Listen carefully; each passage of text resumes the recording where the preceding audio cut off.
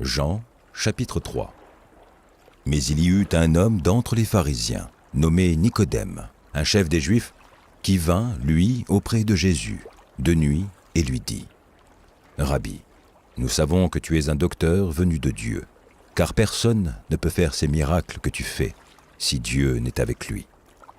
Jésus lui répondit : en vérité, je te le dis, si un homme ne naît de nouveau, il ne peut voir le royaume de Dieu.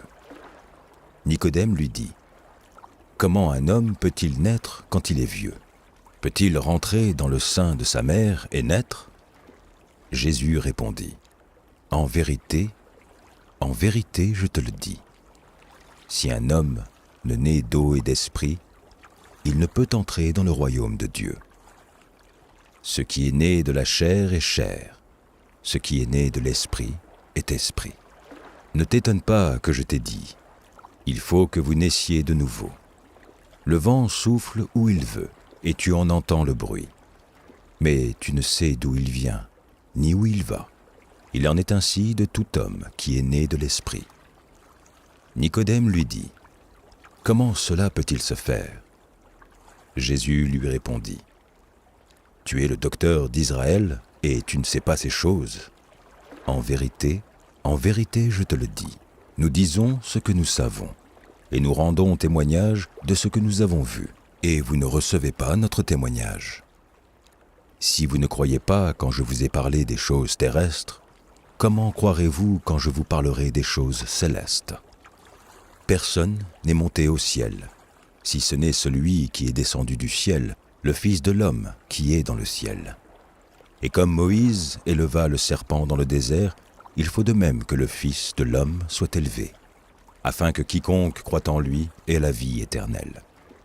Car Dieu a tant aimé le monde qu'il a donné son Fils unique, afin que quiconque croit en lui ne périsse point, mais qu'il ait la vie éternelle. Dieu, en effet, n'a pas envoyé son Fils dans le monde pour qu'il juge le monde, mais pour que le monde soit sauvé par lui. Celui qui croit en lui n'est point jugé, mais celui qui ne croit pas est déjà jugé, parce qu'il n'a pas cru au nom du Fils unique de Dieu. Et ce jugement, c'est que, la lumière étant venue dans le monde, les hommes ont préféré les ténèbres à la lumière, parce que leurs œuvres étaient mauvaises. Car quiconque fait le mal est la lumière, et ne vient point à la lumière, de peur que ses œuvres ne soient dévoilées. Mais celui qui agit selon la vérité vient à la lumière, afin que ses œuvres soient manifestées, parce qu'elles sont faites en Dieu. Après cela, Jésus, accompagné de ses disciples, se rendit dans la terre de Judée, et là, il demeurait avec eux, et il baptisait. Jean aussi baptisait à Hénon, près de Salim, parce qu'il y avait là beaucoup d'eau, et on y venait pour être baptisé, car Jean n'avait pas encore été mis en prison. Or, il s'éleva de la part des disciples de Jean une dispute avec un juif touchant la purification. Ils vinrent trouver Jean et lui dirent : Rabbi, celui qui était avec toi au-delà du Jourdain et à qui tu as rendu témoignage, voici, il baptise et tous vont à lui. Jean répondit : un homme ne peut recevoir que ce qui lui a été donné du ciel. Vous-même m'êtes témoin que j'ai dit : je ne suis pas le Christ, mais j'ai été envoyé devant lui. Celui à qui appartient l'épouse, c'est l'époux. Mais l'ami de l'époux, qui se tient là et qui l'entend, éprouve une grande joie à cause de la voix de l'époux. Aussi, cette joie, qui est la mienne, est parfaite. Il faut qu'il croisse et que je diminue. Celui qui vient d'en haut est au-dessus de tous. Celui qui est de la terre est de la terre, et il parle comme étant de la terre. Celui qui vient du ciel est au-dessus de tous. Il rend témoignage de ce qu'il a vu et entendu, et personne ne reçoit son témoignage. Celui qui a reçu son témoignage a certifié que Dieu est vrai, car celui que Dieu a envoyé dit les paroles de Dieu, parce que Dieu ne lui donne pas l'esprit avec mesure. Le Père aime le Fils, et il a remis toutes choses entre ses mains. Celui qui croit au Fils a la vie éternelle. Celui qui ne croit pas au Fils ne verra point la vie, mais la colère de Dieu demeure sur lui. Psaume 2. Pourquoi ce tumulte parmi les nations, ces vaines pensées parmi les peuples? Pourquoi les rois de la terre se soulèvent-ils, et les princes se liguent-ils avec eux contre l'Éternel et contre son oint? Brisons leurs liens, délivrons-nous de leurs chaînes. Celui qui siège dans les cieux rit, le Seigneur se moque d'eux. Puis il leur parle dans sa colère, il les épouvante dans sa fureur. C'est moi qui ai oint mon roi sur Sion, ma montagne sainte. Je publierai le décret. L'Éternel m'a dit, « Tu es mon fils, je t'ai engendré aujourd'hui. Demande-moi, et je te donnerai les nations pour héritage, les extrémités de la terre pour possession. Tu les briseras avec une verge de fer, tu les briseras comme le vase d'un potier. Et maintenant, roi, conduisez-vous avec sagesse. Juges de la terre, recevez instruction. Servez l'Éternel avec crainte, et réjouissez-vous avec tremblement. Baisez le Fils, de peur qu'il ne s'irrite, et que vous ne périssiez dans votre voie, car sa colère est prompte à s'enflammer. Heureux tous ceux qui se confient en lui. Ecclésiaste, chapitre 1. Parole de l'Ecclésiaste, fils de David, roi de Jérusalem. Vanité des vanités, dit l'Ecclésiaste. Vanité des vanités, tout est vanité. Quel avantage revient-il à l'homme de toute la peine qu'il se donne sous le soleil?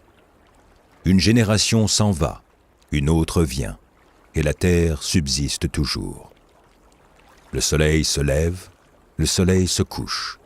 Il soupire après le lieu d'où il se lève de nouveau. Le vent se dirige vers le midi, tourne vers le nord, puis il tourne encore et reprend les mêmes circuits. Tous les fleuves vont à la mer, et la mer n'est point remplie. Il continue à aller vers le lieu où il se dirige. Toutes choses sont en travail au-delà de ce qu'on peut dire. L'œil ne se rassasie pas de voir, et l'oreille ne se lasse pas d'entendre. Ce qui a été, c'est ce qui sera, et ce qui s'est fait, c'est ce qui se fera. Il n'y a rien de nouveau sous le soleil.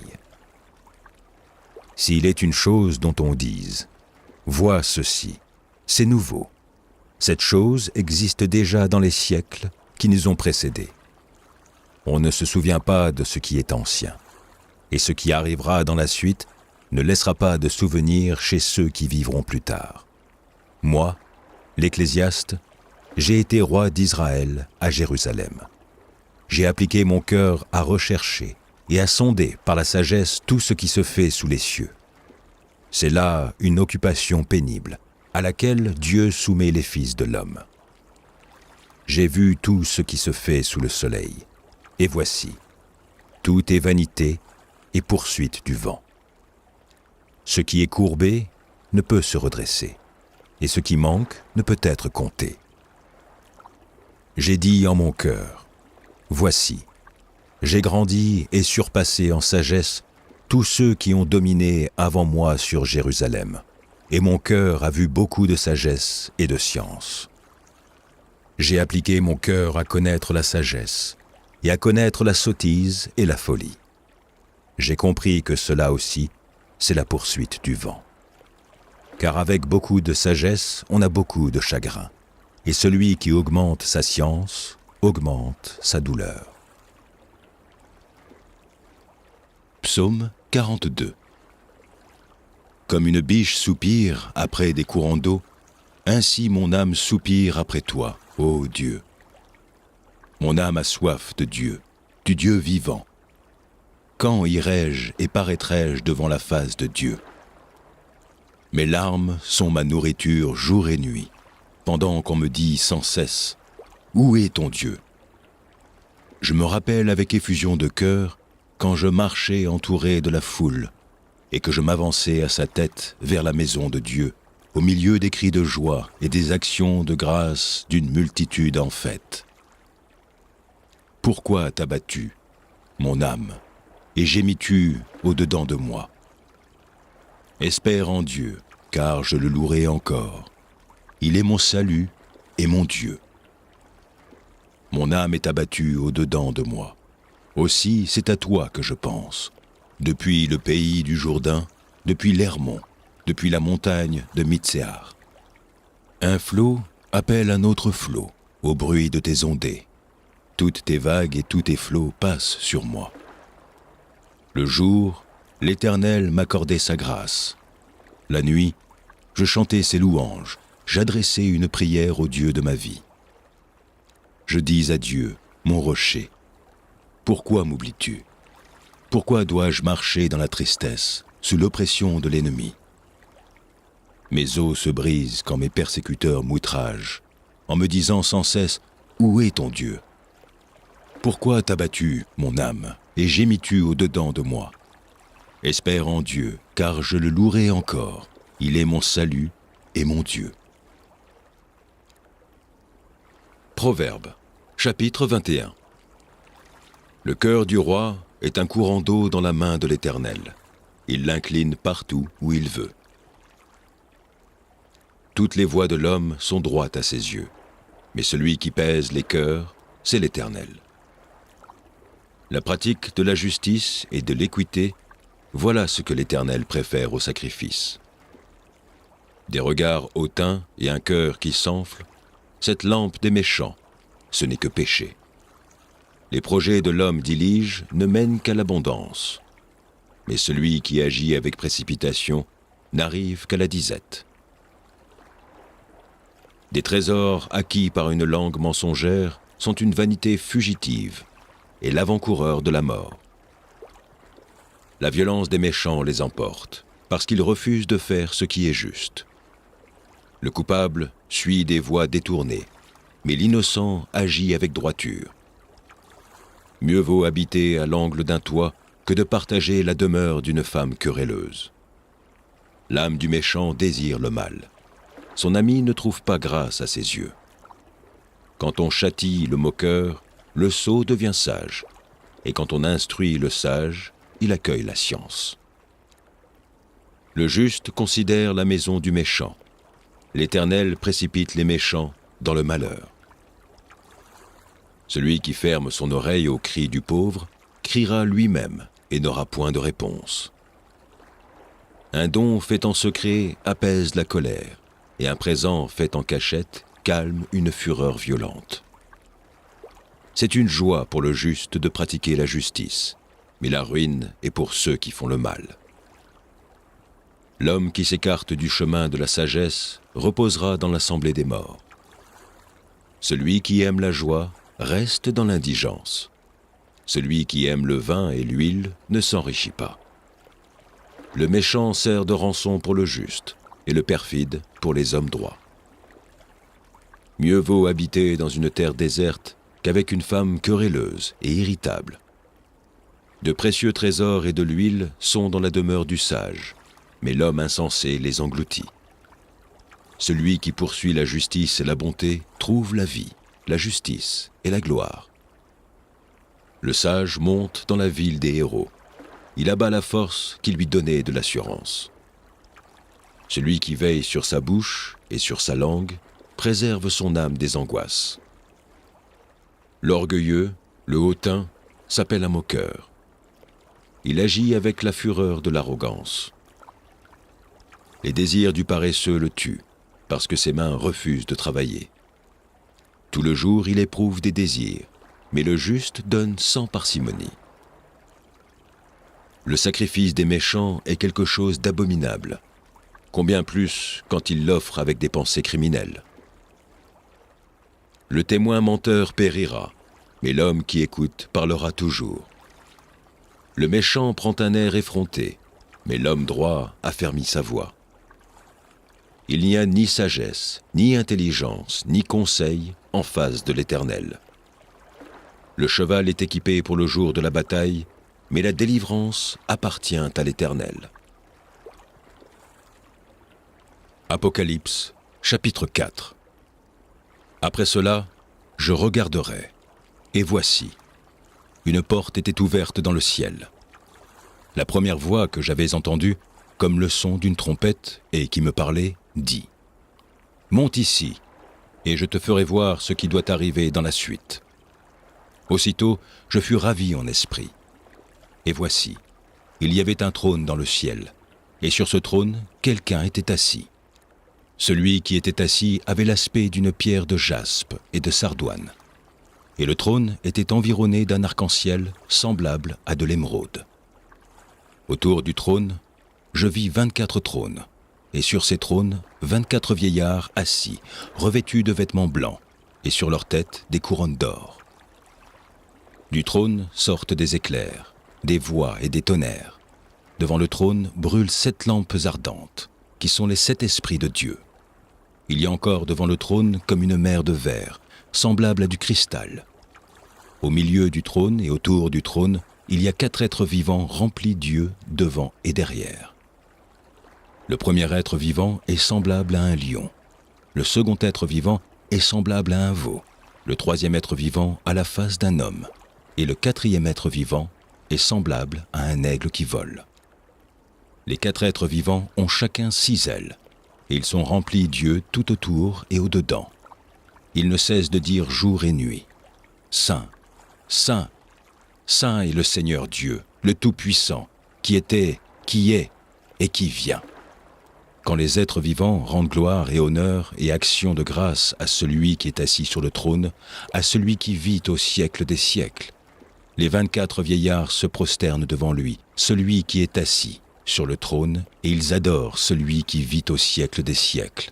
Et ils jettent leur couronne devant le trône en disant « Tu es digne, notre Seigneur et notre Dieu, de recevoir la gloire et l'honneur et la puissance, car tu as créé toutes choses, et c'est par ta volonté qu'elles existent et qu'elles ont été créées. »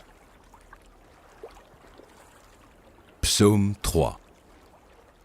Ô Éternel, que mes ennemis sont nombreux. Quelle multitude se lève contre moi. Combien qui disent à mon sujet, plus de salut pour lui auprès de Dieu. Mais toi, ô Éternel, tu es mon bouclier, tu es ma gloire et tu relèves ma tête. De ma voix je crie à l'Éternel, et il me répond de sa montagne sainte. Je me couche et je m'endors, je me réveille, car l'Éternel est mon soutien. Je ne crains pas les myriades de peuples qui m'assiègent de toutes parts. Lève-toi, Éternel, sauve-moi, mon Dieu, car tu frappes à la joue tous mes ennemis, tu brises les dents des méchants. Le salut est auprès de l'Éternel. Que ta bénédiction soit sur ton peuple. Proverbes, chapitre 13. Un fils sage écoute l'instruction de son père, mais le moqueur n'écoute pas la réprimande. Par le fruit de la bouche, on jouit du bien, mais ce qui désire les perfides, c'est la violence. Celui qui veille sur sa bouche garde son âme.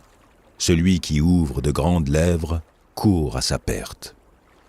L'âme du paresseux a des désirs qu'il ne peut satisfaire, mais l'âme des hommes diligents sera rassasiée. Le juste hait les paroles mensongères.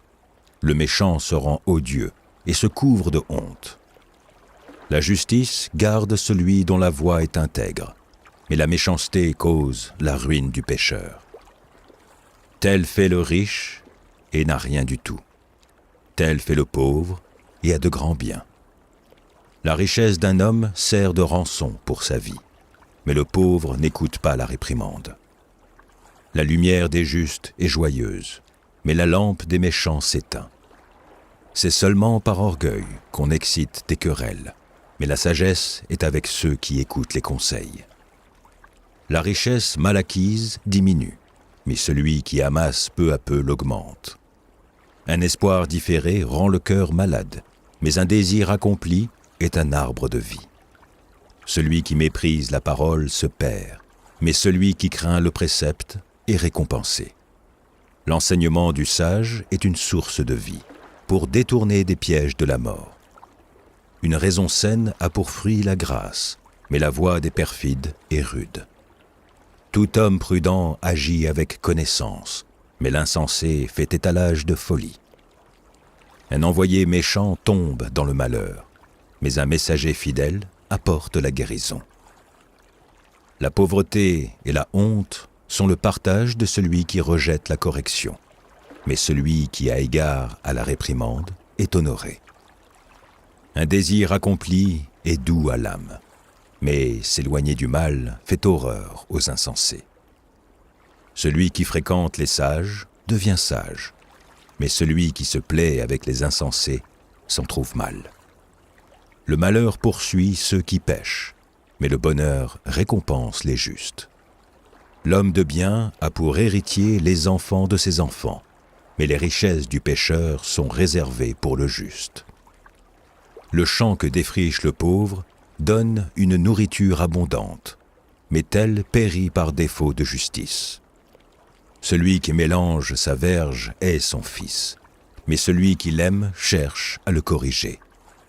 Le juste mange et satisfait son appétit, mais le ventre des méchants éprouve la disette. Éphésiens, chapitre 4. Je vous exhorte donc, moi, le prisonnier dans le Seigneur, à marcher d'une manière digne de la vocation qui vous a été adressée, en toute humilité et douceur, avec patience, vous supportant les uns les autres avec charité, vous efforçant de conserver l'unité de l'esprit par le lien de la paix. Il y a un seul corps et un seul esprit, comme aussi vous avez été appelés à une seule espérance par votre vocation. Il y a un seul Seigneur, une seule foi, un seul baptême, un seul Dieu et Père de tous, qui est au-dessus de tous et parmi tous et en tous. Mais à chacun de nous la grâce a été donnée selon la mesure du don de Christ. C'est pourquoi il est dit, étant monté en haut, il a amené des captifs et il a fait des dons aux hommes. Or, que signifie ? Il est monté, sinon qu'il est aussi descendu dans les régions inférieures de la terre. Celui qui est descendu, c'est le même qui est monté au-dessus de tous les cieux, afin de remplir toutes choses. Et il a donné les uns comme apôtres, les autres comme prophètes, les autres comme évangélistes, les autres comme pasteurs et docteurs, pour le perfectionnement des saints en vue de l'œuvre du ministère et de l'éducation du corps de Christ, jusqu'à ce que nous soyons tous parvenus à l'unité de la foi et de la connaissance du Fils de Dieu, à l'état d'homme fait, à la mesure de la stature parfaite de Christ, afin que nous ne soyons plus des enfants, flottants et emportés à tout vent de doctrine, par la tromperie des hommes, par leur ruse dans les moyens de séduction. Mais que, professant la vérité dans la charité, nous croissions à tout égard en celui qui est le chef, Christ. C'est de lui, et grâce à tous les liens de son assistance, que tout le corps, bien coordonné et formant un solide assemblage, tire son accroissement selon la force qui convient à chacune de ses parties, et s'identifie lui-même dans la charité. Voici donc ce que je dis et ce que je déclare dans le Seigneur, c'est que vous ne devez plus marcher comme les païens, qui marchent selon la vanité de leurs pensées. Ils ont l'intelligence obscurcie. Ils sont étrangers à la vie de Dieu, à cause de l'ignorance qui est en eux, à cause de l'endurcissement de leur cœur. Ayant perdu tout sentiment, ils se sont livrés à la dissolution pour commettre toute espèce d'impureté jointe à la cupidité. Mais vous, ce n'est pas ainsi que vous avez appris Christ. Si du moins vous l'avez entendu, et si conformément à la vérité qui est en Jésus, c'est en lui que vous avez été instruits à vous dépouiller, eu égard à votre vie passée, du vieil homme qui se corrompt par les convoitises trompeuses, à être renouvelé dans l'esprit de votre intelligence, et à revêtir l'homme nouveau, créé selon Dieu dans une justice et une sainteté que produit la vérité. C'est pourquoi, renoncez aux mensonges et que chacun de vous parle selon la vérité à son prochain, car nous sommes membres les uns des autres. Si vous vous sentez en colère, ne péchez point. que le soleil ne se couche pas sur votre colère, et ne donnez pas accès au diable. Que celui qui dérobait ne dérobe plus, mais plutôt qu'il travaille en faisant de ses mains ce qui est bien, pour avoir de quoi donner à celui qui est dans le besoin. Qu'il ne sorte de votre bouche aucune parole mauvaise, mais, s'il y a lieu, quelques bonnes paroles qui servent à l'édification et communiquent une grâce à ceux qui l'entendent. N'attristez pas le Saint-Esprit de Dieu, pour lequel vous avez été scellés pour le jour de la rédemption. Que toute amertume, toute animosité, toute colère, toute clameur, toute calomnie et toute espèce de méchanceté disparaissent du milieu de vous. Soyez bons les uns envers les autres, compatissants, vous pardonnant réciproquement, comme Dieu vous a pardonné en Christ. Psaume 146. Louez l'Éternel, mon âme, loue l'Éternel. Je louerai l'Éternel tant que je vivrai, je célébrerai mon Dieu tant que j'existerai. Ne vous confiez pas aux grands, aux fils de l'homme qui ne peuvent sauver. Leur souffle s'en va, ils rentrent dans la terre, et ce même jour, leurs desseins périssent. Heureux celui qui a pour secours le Dieu de Jacob, qui met son espoir en l'Éternel son Dieu. Il a fait les cieux et la terre, la mer et tout ce qui s'y trouve. Il garde la fidélité à toujours. Il fait droit aux opprimés. Il donne du pain aux affamés. L'Éternel délivre les captifs. L'Éternel ouvre les yeux des aveugles. L'Éternel redresse ceux qui sont courbés. L'Éternel aime les justes. L'Éternel protège les étrangers. Il soutient l'orphelin et la veuve. Mais il renverse la voie des méchants. L'Éternel règne éternellement. Ton Dieu, ô Sion, subsiste d'âge en âge. Louez l'Éternel. Proverbe, chapitre 11. La balance fausse est en horreur à l'Éternel, mais le poids juste lui est agréable. Quand vient l'orgueil, vient aussi l'ignominie, mais la sagesse est avec les humbles. L'intégrité des hommes droits les dirige, mais les détours des perfides causent leur ruine. Au jour de la colère, la richesse ne sert à rien, mais la justice délivre de la mort. La justice de l'homme intègre aplanit sa voie, mais le méchant tombe par sa méchanceté. La justice des hommes droits les délivre, mais les méchants sont pris par leur malice. À la mort du méchant, son esprit périt, et l'attente des hommes iniques est anéantie. Le juste est délivré de la détresse, et le méchant prend sa place. Par sa bouche, l'impie perd son prochain, mais les justes sont délivrés par la science. Quand les justes sont heureux, la ville est dans la joie, et quand les méchants périssent, on pousse des cris d'allégresse. La ville s'élève par la bénédiction des hommes droits, mais elle est renversée par la bouche des méchants. Celui qui méprise son prochain est dépourvu de sens, mais l'homme qui a de l'intelligence se tait. Celui qui répand la calomnie dévoile les secrets, mais celui qui a l'esprit fidèle les garde. Quand la prudence fait défaut, le peuple tombe, et le salut est dans le grand nombre des conseillers. Celui qui cautionne autrui s'en trouve mal, mais celui qui craint de s'engager est en sécurité. Une femme qui a de la grâce obtient la gloire, et ceux qui ont de la force obtiennent la richesse. L'homme bon fait du bien à son âme, mais l'homme cruel trouble sa propre chair. Le méchant fait un gain trompeur, mais celui qui sème la justice a un salaire véritable. Ainsi la justice conduit à la vie, mais celui qui poursuit le mal trouve la mort. Ceux qui ont le cœur pervers sont en abomination à l'Éternel, mais ceux dont la voie est intègre lui sont agréables. Certes, le méchant ne restera pas impuni, mais la postérité des justes sera sauvée. Un anneau d'or au nez d'un pourceau, c'est une femme belle et dépourvue de sens. Le désir des justes, c'est seulement le bien. L'attente des méchants, c'est la fureur. Tel qui donne libéralement devient plus riche, et tel qui épargne à l'excès ne fait que s'appauvrir. l'âme bienfaisante sera rassasiée, et celui qui arrose sera lui-même arrosé.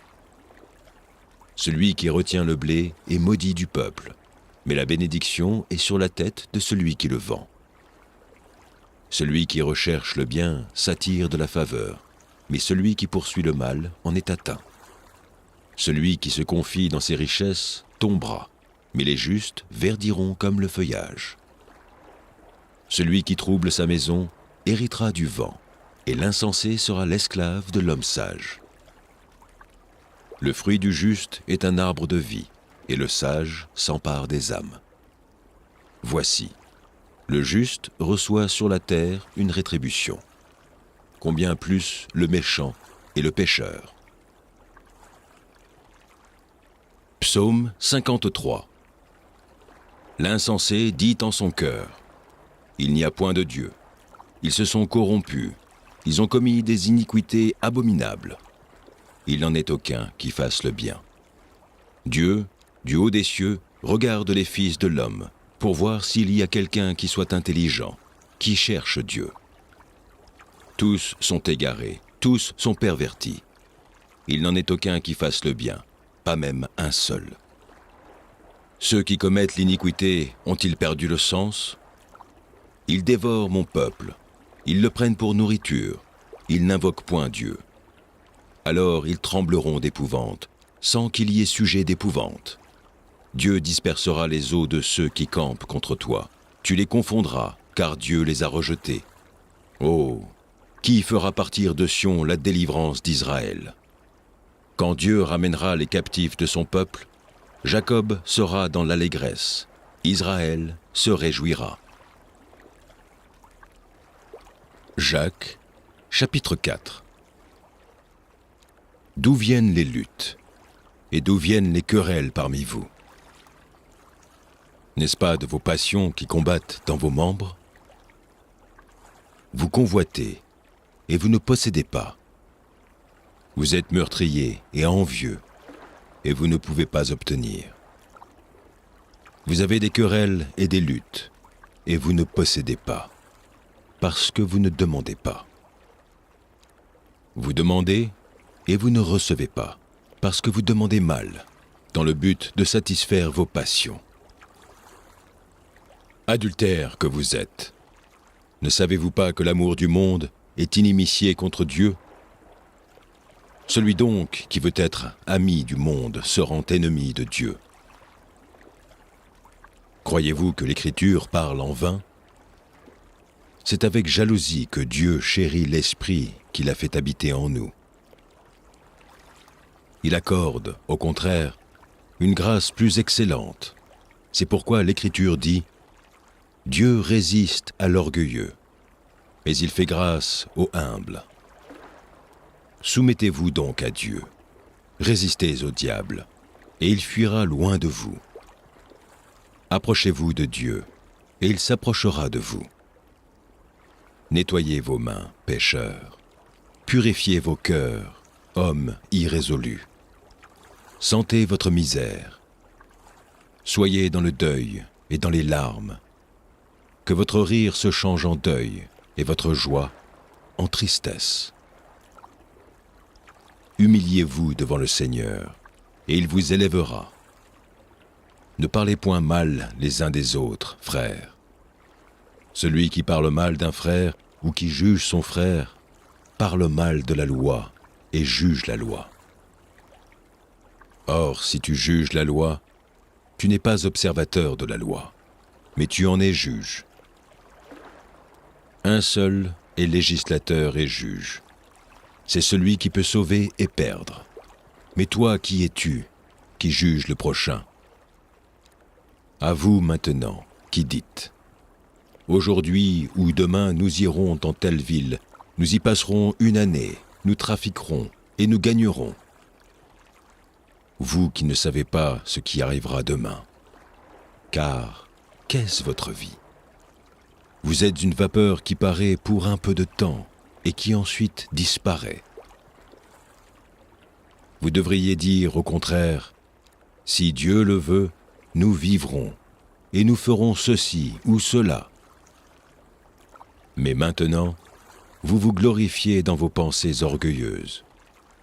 C'est chose mauvaise que de se glorifier de la sorte. Celui donc qui sait faire ce qui est bien et qui ne le fait pas, commet un péché.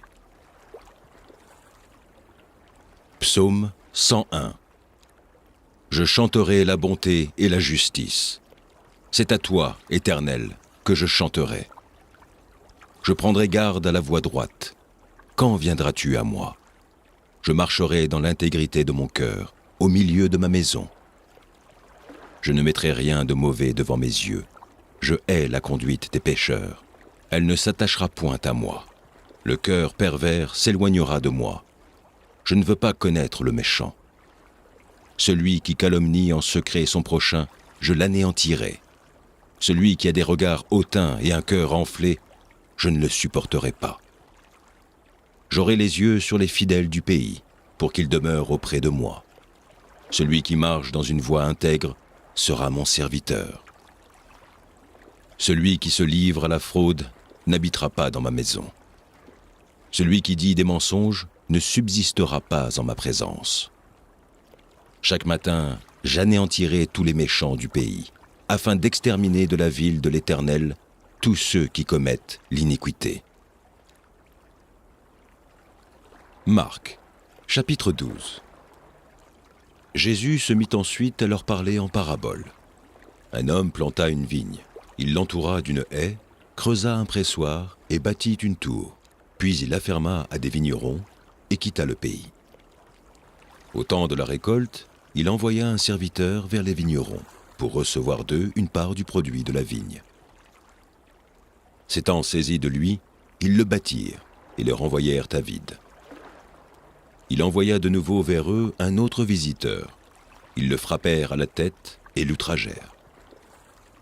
Il en envoya un troisième, qu'ils tuèrent, puis plusieurs autres qu'ils battirent ou tuèrent. Il avait encore un fils bien-aimé.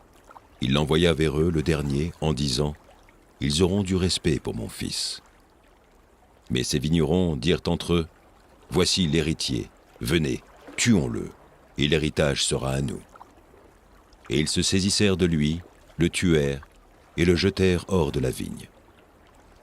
Maintenant, que fera le maître de la vigne? Il viendra, fera périr les vignerons, et il donnera la vigne à d'autres. N'avez-vous pas lu cette parole de l'Écriture? La pierre qu'ont rejetée ceux qui bâtissaient est devenue la principale de l'angle. C'est par la volonté du Seigneur qu'elle l'est devenue. Et c'est un prodige à nos yeux? Ils cherchaient à se saisir de lui, mais ils craignaient la foule. Ils avaient compris que c'était pour eux que Jésus avait dit cette parabole. Et ils le quittèrent et s'en allèrent. Ils envoyèrent auprès de Jésus quelques-uns des pharisiens et des hérodiens, afin de le surprendre par ses propres paroles. Et ils vinrent lui dire « Maître, nous savons que tu es vrai et que tu ne t'inquiètes de personne, car tu ne regardes pas à l'apparence des hommes, et tu les enseignes de la voie de Dieu selon la vérité. Est-il permis ou non de payer le tribut à César? Devons-nous payer ou ne pas payer ?»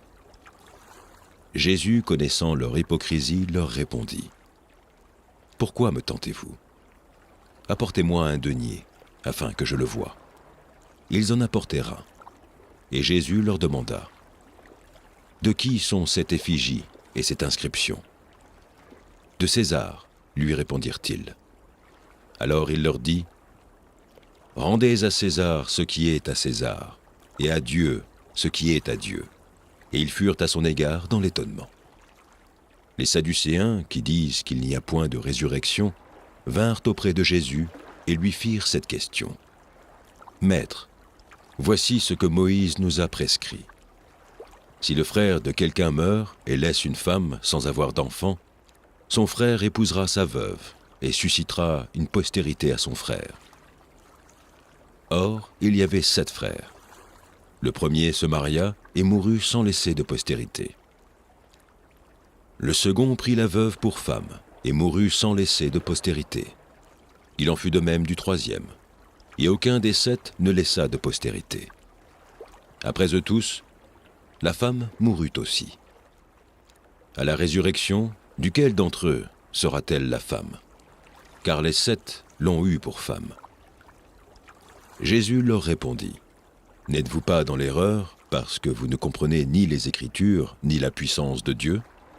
Car à la résurrection des morts, les hommes ne prendront point de femmes, ni les femmes de mari, mais ils seront comme les anges dans les cieux. Pour ce qui est de la résurrection des morts, n'avez-vous pas lu dans le livre de Moïse ce que Dieu lui dit à propos du buisson? Je suis le Dieu d'Abraham, le Dieu d'Isaac et le Dieu de Jacob. Dieu n'est pas Dieu des morts, mais des vivants. Vous êtes grandement dans l'erreur. » Un des scribes qui les avait entendus discuter, sachant que Jésus avait bien répondu aux Sadducéens, s'approcha et lui demanda, « Quel est le premier de tous les commandements ?» Jésus répondit, « Voici le premier. Écoute, Israël, le Seigneur, notre Dieu, est l'unique Seigneur. Et tu aimeras le Seigneur, ton Dieu, de tout ton cœur, de toute ton âme, de toute ta pensée et de toute ta force. Voici le second. Tu aimeras ton prochain comme toi-même.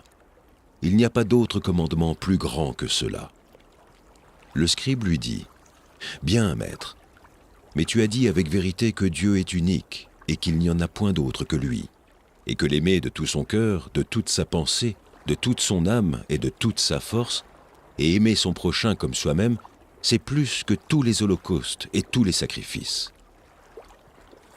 Jésus, voyant qu'il avait répondu avec intelligence, lui dit, « Tu n'es pas loin du royaume de Dieu, et personne n'osera plus lui poser des questions. » Jésus, continuant à enseigner dans le temple, dit, « Comment les scribes disent-ils que le Christ est le fils de David?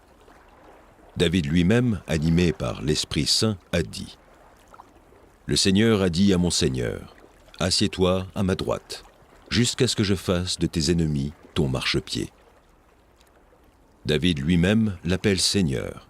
Comment donc est-il son fils? Et une grande foule l'écoutait avec plaisir. Il leur disait dans son enseignement, « Gardez-vous des scribes, qui aiment à se prononcer en robe longue et à être salués dans les places publiques, qui recherchent les premiers sièges dans les synagogues et les premières places dans les festins, qui dévorent les maisons des veuves et qui font pour l'apparence de longues prières.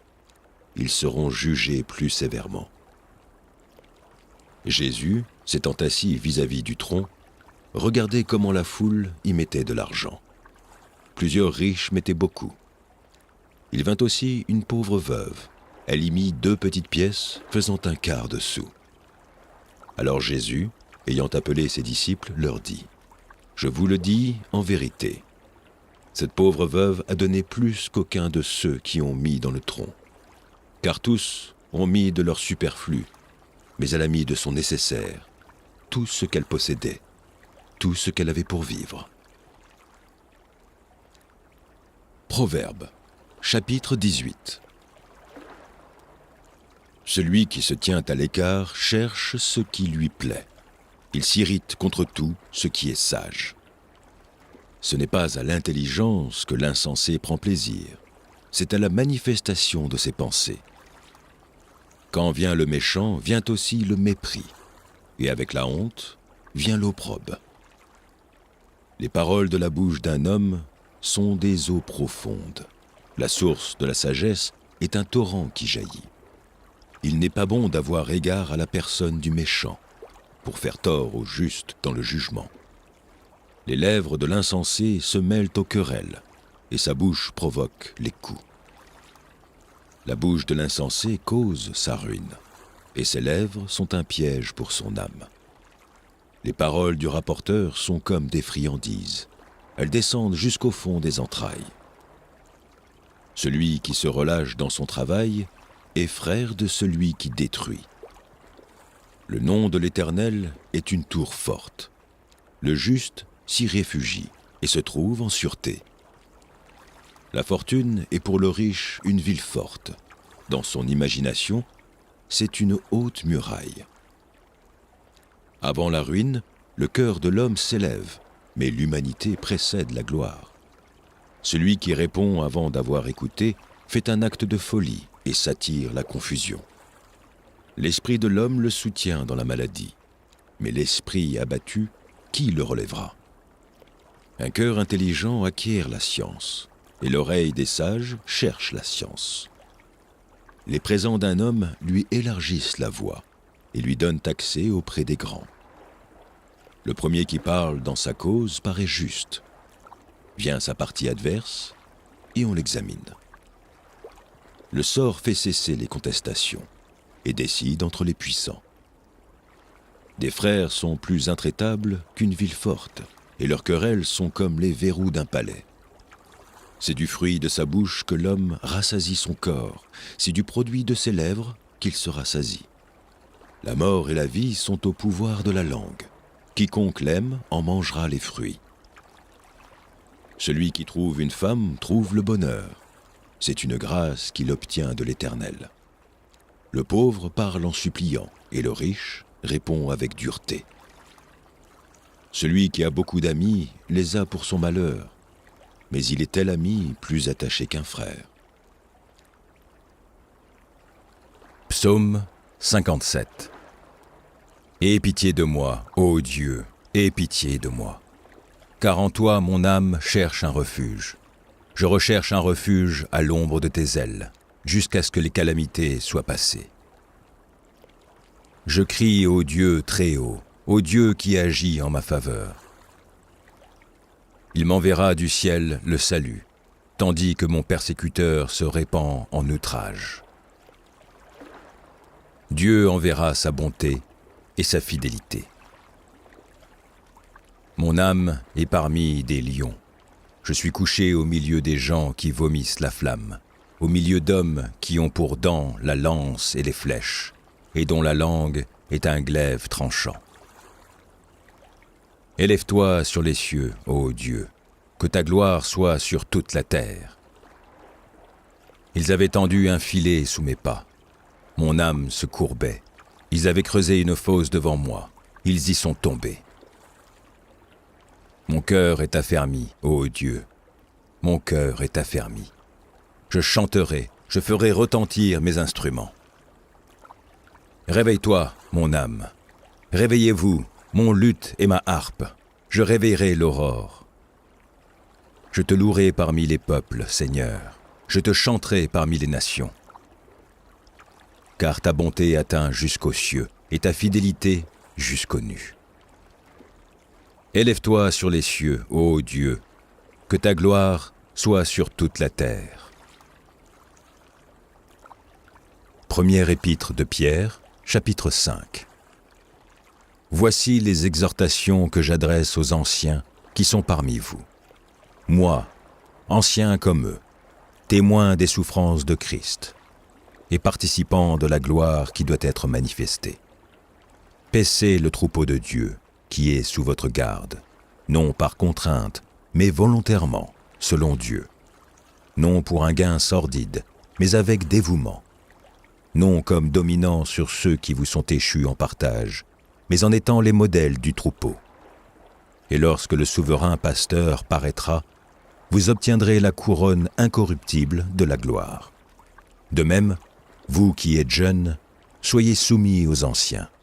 Et tous, dans vos rapports mutuels, revêtez-vous d'humilité, car Dieu résiste aux orgueilleux, mais il fait grâce aux humbles. Humiliez-vous donc sous la puissante main de Dieu, afin qu'il vous élève au temps convenable, et déchargez-vous sur lui de tous vos soucis, car lui-même prend soin de vous. Soyez sobres, veillez. Votre adversaire, le diable, rôde comme un lion rugissant, cherchant qui il dévorera. Résistez-lui avec une foi ferme, sachant que les mêmes souffrances sont imposées à vos frères dans le monde. Le Dieu de toute grâce, qui vous a appelés en Jésus-Christ, à sa gloire éternelle, après que vous aurez souffert un peu de temps, vous perfectionnera lui-même, vous affirmera, vous fortifiera, vous rendra inébranlable. À lui soit la puissance au siècle des siècles. Amen.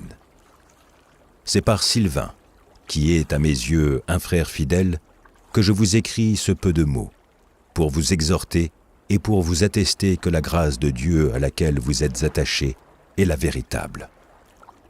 L'Église des élus, qui est à Babylone, vous salue, ainsi que Marc, mon fils. Saluez-vous les uns les autres par un baiser d'affection. Que la paix soit avec vous tous, qui est en Christ. Éphésiens, chapitre 5. Devenez donc les imitateurs de Dieu, comme des enfants bien-aimés, et marchez dans la charité, à l'exemple du Christ, qui nous a aimés et qui s'est livré lui-même à Dieu pour nous, comme une offrande et un sacrifice de bonne odeur. Que l'impudicité, qu'aucune espèce d'impureté et que la cupidité ne soient pas même nommées parmi vous, ainsi qu'il convient à des saints. Qu'on n'entende ni paroles déshonnêtes, ni propos insensés, ni plaisanteries, choses qui sont contraires à la bienveillance, qu'on entende plutôt des actions de grâce. Car, sachez-le bien, aucun impudique ou impur ou cupide, c'est-à-dire idolâtre, n'a d'héritage dans le royaume de Christ et de Dieu. Que personne ne vous séduise par de vains discours, car c'est à cause de ces choses que la colère de Dieu vient sur les fils de la rébellion. N'ayez donc aucune part avec eux. Autrefois, vous étiez ténèbres, et maintenant vous êtes lumière dans le Seigneur. Marchez comme des enfants de lumière. Car le fruit de la lumière consiste en toutes sortes de bonté, de justice et de vérité. Examinez ce qui est agréable au Seigneur, et ne prenez point part aux œuvres infructueuses des ténèbres, mais plutôt condamnez-les. Car il est honteux de dire ce qu'ils font en secret. Mais tout ce qui est condamné est manifesté par la lumière, car tout ce qui est manifesté est lumière. C'est pour cela qu'il est dit : réveille-toi, toi qui dors, relève-toi d'entre les morts, et Christ t'éclairera. Prenez garde de vous conduire avec circonspection, non comme des insensés, mais comme des sages. Rachetez le temps, car les jours sont mauvais. C'est pourquoi ne soyez pas inconsidérés, mais comprenez quelle est la volonté du Seigneur. Ne vous enivrez pas de vin, c'est de la débauche. Soyez au contraire remplis d'esprit. Entretenez-vous par des psaumes, par des hymnes et par des cantiques spirituels, chantant et célébrant de tout votre cœur les louanges du Seigneur. Rendez continuellement grâce pour toutes choses à Dieu le Père, au nom de notre Seigneur Jésus-Christ, vous soumettant les uns aux autres dans la crainte du Christ. Femmes, soyez soumises à vos maris, comme au Seigneur, car le mari est le chef de la femme, comme Christ est le chef de l'Église, qui est son corps et dont il est le Sauveur. Or, de même que l'Église est soumise à Christ, les femmes aussi doivent l'être à leur mari en toutes choses. Marie, aimez vos femmes comme Christ a aimé l'Église et s'est livré lui-même pour elle, afin de sanctifier par la parole, après l'avoir purifiée par le baptême d'eau, afin de faire paraître devant lui cette Église glorieuse, sans tache, ni ride, ni rien de semblable, mais sainte et irrépréhensible. C'est ainsi que les maris doivent aimer leurs femmes, comme leur propre corps. Celui qui aime sa femme s'aime lui-même, car jamais personne n'a haï sa propre chair, mais il la nourrit et en prend soin, comme Christ le fait pour l'Église, parce que nous sommes membres de son corps. C'est pourquoi l'homme quittera son père et sa mère, et s'attachera à sa femme, et les deux deviendront une seule chair. Ce mystère est grand. Je dis cela par rapport à Christ et à l'Église. Du reste, que chacun de vous aime sa femme comme lui-même, et que la femme respecte son mari. Ésaïe, chapitre 35. Le désert et le pays aride se réjouiront. La solitude s'égaiera et fleurira comme un narcisse. Elle se couvrira de fleurs et tressaillira de joie, avec chants d'allégresse et cris de triomphe. La gloire du Liban lui sera donnée, la magnificence du Carmel et de Saron. Ils seront la gloire de l'Éternel, la magnificence de notre Dieu. Fortifiez les mains languissantes et affermissez les genoux qui chancellent. Dites à ceux qui ont le cœur troublé, prenez courage, ne craignez point. Voici votre Dieu, la vengeance viendra, la rétribution de Dieu. Il viendra lui-même et vous sauvera. Alors s'ouvriront les yeux des aveugles, s'ouvriront les oreilles des sourds. Alors le boiteux sautera comme un cerf, et la langue du muet éclatera de joie. Car des eaux jailliront dans le désert, et des ruisseaux dans la solitude. Le mirage se changera en étang, et la terre desséchée en source d'eau. Dans le repaire qui servait de gîte aux chacals, croîtront des roseaux et des joncs. Il y aura là un chemin frayé, une route qu'on appellera la voie sainte. Nul impur n'y passera, elle sera pour eux seuls. Ceux qui la suivront, même les insensés, ne pourront s'égarer. Sur cette route, point de lion. Nulle bête féroce ne la prendra, nul ne s'y rencontrera.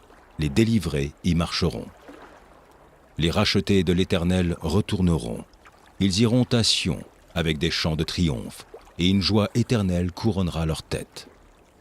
L'allégresse et la joie s'approcheront, la douleur et les gémissements s'enfuiront. Proverbe, chapitre 31. Paroles du roi Lemuel, sentences par lesquelles sa mère l'instruisit. Que te dirai-je, mon fils ? Que te dirai-je, fils de mes entrailles ? Que te dirai-je, mon fils, objet de mes vœux ? Ne livre pas ta vigueur aux femmes, et tes voix à celles qui perdent les rois. Ce n'est point au roi, Lemuel, ce n'est point au roi de boire du vin, ni au prince de rechercher des liqueurs fortes, de peur qu'en buvant, ils n'oublient la loi, et ne méconnaissent les droits de tous les malheureux. Donnez des liqueurs fortes à celui qui périt, et du vin à celui qui a l'amertume dans l'âme. Qu'il boive et oublie sa pauvreté, et qu'il ne se souvienne plus de ses peines. Ouvre ta bouche pour le muet, pour la cause de tous les délaissés. Ouvre ta bouche, juge avec justice, et défends le malheureux et l'indigent. Qui peut trouver une femme vertueuse ? Elle a bien plus de valeur que les perles. Le cœur de son mari a confiance en elle, et les produits ne lui feront pas défaut. Elle lui fait du bien, et non du mal, tous les jours de sa vie. Elle se procure de la laine et du vin, et travaille d'une main joyeuse. Elle est comme un navire marchand, elle amène son pain de loin. Elle se lève lorsqu'il est encore nuit, et elle donne la nourriture à sa maison, et la tâche à ses servantes.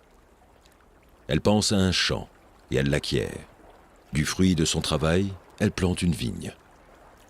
Elle ceint de force ses reins, et elle affermit ses bras. Elle sent que ce qu'elle gagne est bon. Sa lampe ne s'éteint point pendant la nuit.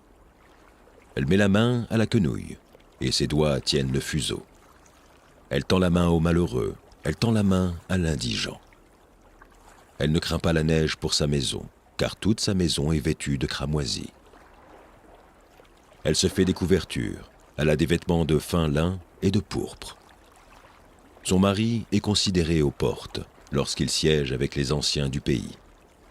Elle fait des chemises et les vend, et elle livre des ceintures aux marchands. Elle est revêtue de force et de gloire, et elle se rit de l'avenir. Elle ouvre la bouche avec sagesse, et des instructions aimables sont sur sa langue. Elle veille sur ce qui se passe dans sa maison, et elle ne mange pas le pain de paresse.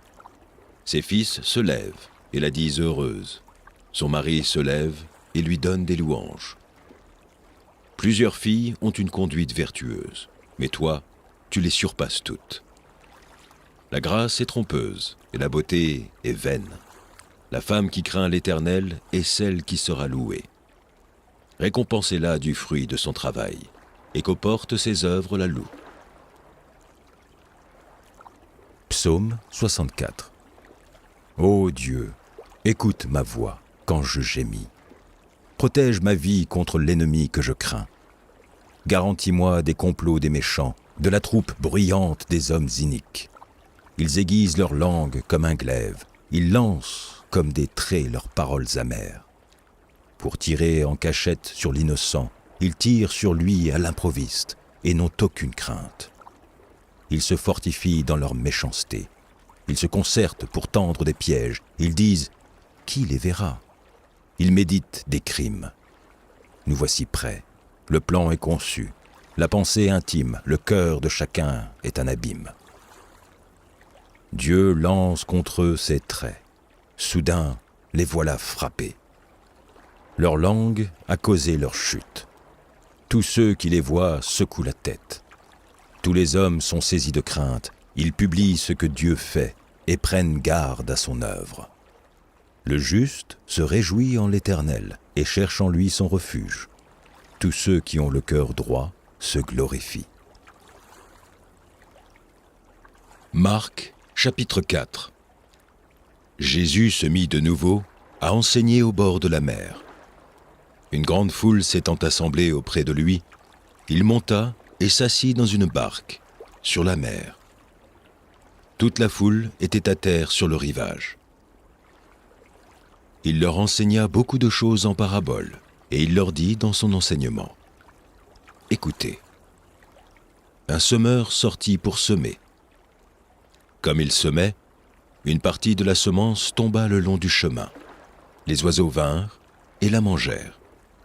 Une autre partie tomba dans un endroit pierreux, où il n'avait pas beaucoup de terre. Elle leva aussitôt, parce qu'elle ne trouva pas un sol profond. Mais quand le soleil parut, elle fut brûlée et sécha, faute de racines. Une autre partie tomba parmi les épines. Les épines montèrent et l'étouffèrent, et elle ne donna point de fruits. Une autre partie tomba dans la bonne terre. Elle donna du fruit qui montait et croissait, et elle rapporta 30, 60 et 100 pour un. Puis il dit : « Que celui qui a des oreilles pour entendre, entende. » Lorsqu'il fut en particulier, ceux qui l'entouraient avec les 12 l'interrogèrent sur les paraboles. Il leur dit : « C'est à vous qu'a été donné le mystère du royaume de Dieu. Mais pour ceux qui sont dehors, tout se passe en paraboles. » They say love is worth holding on to, but no one tells you how to let go. When the one you love the most is the one you have to lose.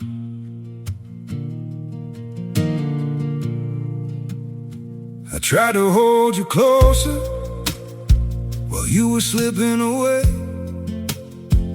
Every word between us started breaking into ways. You stayed quiet, I kept hoping we could still somehow survive. But the tighter I was holding, the more we...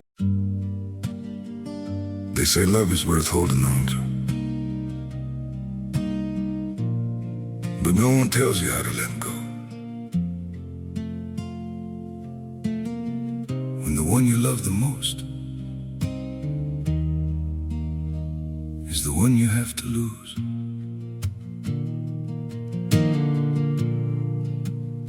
I tried to hold you closer while you were slipping away. Every word between us started breaking into ways. You stayed quiet, I kept hoping we could still somehow survive. But the tighter I was holding, the more we... They say love is worth holding on to, but no one tells you how to let go. When the one you love the most is the one you have to lose.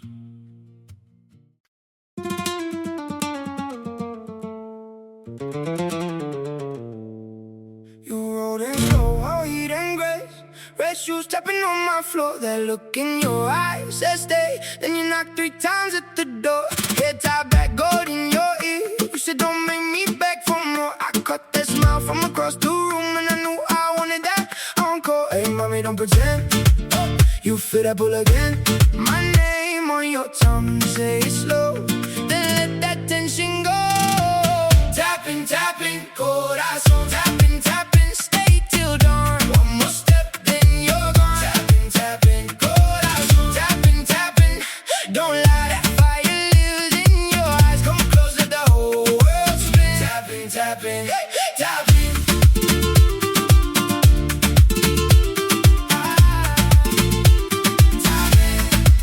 I got that grin like a bad idea.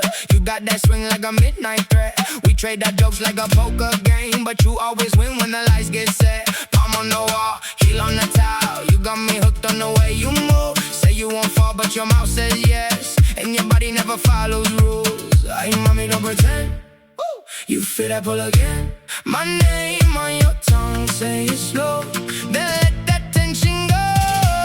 Tapping, tapping, corazón. Tapping, tapping, stay till dawn. One more step, then you're gone. Tapping, tapping, corazón. Tapping, tapping, don't lie, that fire lives in your eyes. Come close, let the whole world spin. Tapping, tapping, tapping. You don't need permission, just trust the rhythm. One kiss, one twist, and we're back in the middle. Say let's move in a little, little, little, little, little. Hey! Tapping, tapping, corazón. Tapping, tapping, stay till dawn. One more step, then you're gone. Tapping, tapping, corazón. Tapping, tapping, don't lie, that fire is in your eyes. Come close, let the whole world spin. Tapping, tapping, tapping, tapping, tapping, tapping, tapping, oh. Tapping, tapping, stay till dawn. Afin qu'en voyant, ils voient, et n'aperçoivent point, et qu'en entendant, ils entendent, et ne comprennent point, de peur qu'ils ne se convertissent, et que les péchés ne leur soient pardonnés. Il leur dit encore, « Vous ne comprenez pas cette parabole? Comment donc comprendrez-vous toutes les paraboles? Le semeur sème la parole. Les uns sont sur le long du chemin, où la parole est semée. Quand ils l'ont entendue, aussitôt Satan vient et enlève la parole qui était semée en eux. Les autres, pareillement, reçoivent la semence dans les endroits pierreux. Quand ils entendent la parole, ils la reçoivent d'abord avec joie. Mais ils n'ont pas de racine en eux-mêmes. Ils manquent de persistance. Et dès que survient une tribulation ou une persécution à cause de la parole, ils éprouvent une occasion de chute. D'autres reçoivent la semence parmi les épines. Ce sont ceux qui entendent la parole, mais en qui les soucis du siècle, la séduction des richesses et l'invasion des autres convoitises étouffent la parole et la rendent infructueuse. D'autres reçoivent la semence dans la bonne terre. Ce sont ceux qui entendent la parole, la reçoivent et portent du fruit, 30, 60 et 100 pour un. Il leur dit encore, « Apportons la lampe pour la mettre sous le boisseau ou sous le lit. N'est-ce pas pour la mettre sur le chandelier? Car il n'est rien de caché qui ne doive être découvert, rien de secret qui ne doive être mis au jour. Si quelqu'un a des oreilles pour entendre, qu'il entende. » Il dit encore, « Prenez garde à ce que vous entendez. On vous mesurera avec la mesure dont vous vous serez servi, et on y ajoutera pour vous. Car on donnera à celui qui a, mais à celui qui n'a pas, on ôtera même ce qu'il a. » Il dit encore, « Il en est du royaume de Dieu, comme quand un homme jette de la semence en terre. Qu'il dorme ou qu'il veille, nuit et jour, la semence germe et croît sans qu'il sache comment. La terre produit d'elle-même d'abord l'herbe, puis l'épi, puis le grain, tout formé dans l'épi. Et dès que le fruit est mûr, on y met la faucille, car la moisson est là. Il dit encore, « À quoi comparerons-nous le royaume de Dieu, ou par quelle parabole le représenterons-nous ? Il est semblable à un grain de sénévé, qui, lorsqu'on le sème en terre, est la plus petite de toutes les semences qui sont sur la terre. Mais lorsqu'il a été semé, il monte, devient plus grand que tous les légumes, et pousse de grandes branches, en sorte que les oiseaux du ciel peuvent habiter sous son ombre. » C'est par beaucoup de paraboles de ce genre qu'il leur annonçait la parole, selon qu'ils étaient capables de l'entendre. Il ne leur parlait point sans parabole, mais en particulier, il expliquait tout à ses disciples. Ce même jour, sur le soir, Jésus leur dit, « Passons à l'autre bord. » Après avoir renvoyé la foule, ils l'emmenèrent dans la barque où il se trouvait. Il y avait aussi d'autres barques avec lui. Il s'éleva un grand tourbillon, et les flots se jetaient dans la barque, au point qu'elle se remplissait déjà. Et lui, il dormait à la poupe sur le coussin. Ils le réveillèrent et lui dirent, « Maître, ne t'inquiètes-tu pas de ce que nous périssons ?» S'étant réveillé, il menaça le vent et dit à la mer, « Silence, tais-toi !» Et le vent cessa, et il y eut un grand calme. Puis il leur dit, « Pourquoi avez-vous ainsi peur ? Comment n'avez-vous point de foi ?» Ils furent saisis d'une grande frayeur, et ils se disent les uns aux autres, « Quel est donc celui-ci, à qui obéissent même le vent et la mer ?» Proverbe, chapitre 10. Proverbe de Salomon. Un fils sage fait la joie d'un père, et un fils insensé le chagrin de sa mère. Les trésors de la méchanceté ne profitent pas, et la justice délivre de la mort. L'Éternel ne laisse pas le juste souffrir de la faim, mais il repousse l'avidité des méchants.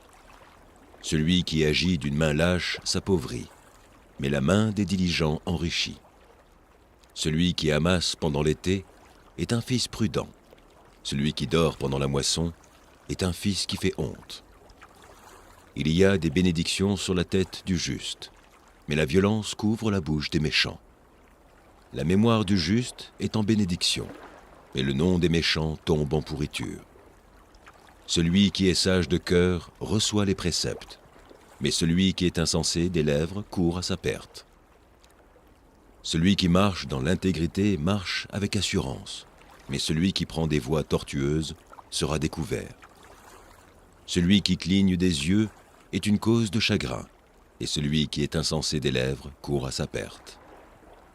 La bouche du juste est une source de vie, mais la violence couvre la bouche des méchants.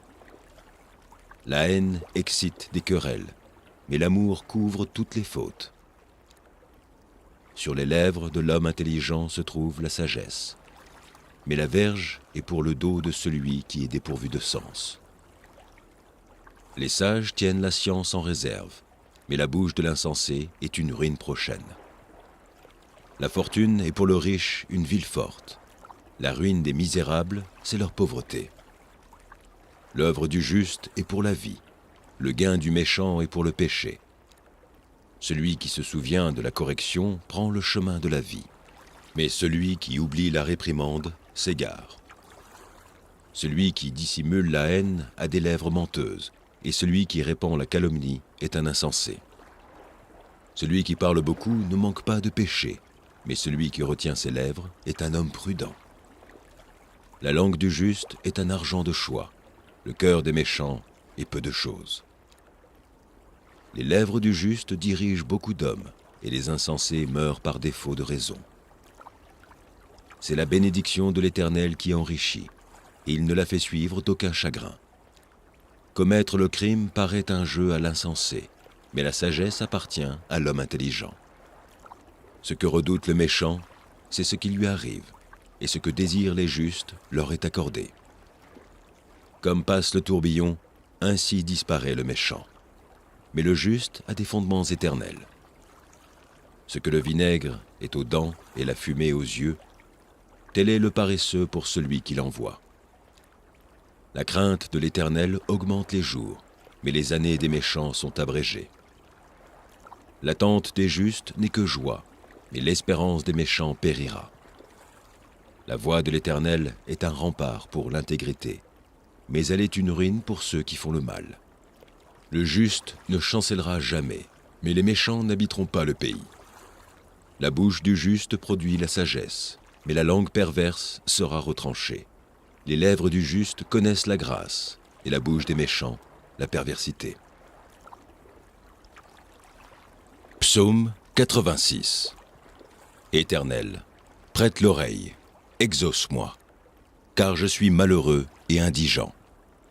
Garde mon âme, car je suis pieux.